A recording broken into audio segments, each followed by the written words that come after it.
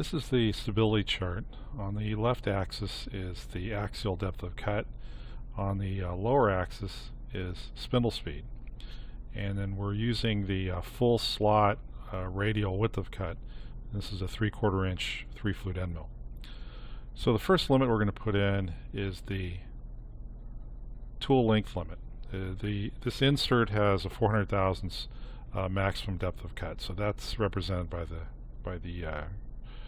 green. The next limit we're going to put in is spindle speed. This is an insert grade for steel.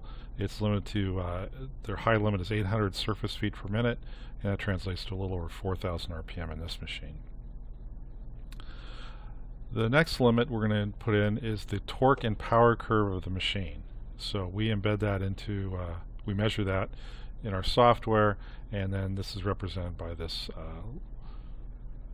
pink area here. So this white area is where this tool should run. So let's check the first tool that we measured. As you can see here, it can run at full depth of cut at around 1300, 1350 RPM. But it's not going to be stable at the higher speeds. We might be able to creep into some of these lobes, but then we're going to be quickly limited by the thermal limits of the tool. So let's look at tool number 2, and in the light blue, and you can see it closely mimics the previous tool.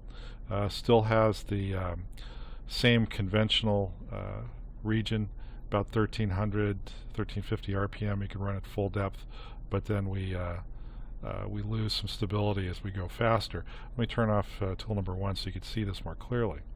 Now here you can see that there's a large stable pocket at around 8,000, 9,000 RPM. So this particular tool holder may be better if we were cutting aluminum and using a different grade of insert. But for this application, it's not going to be much of an improvement.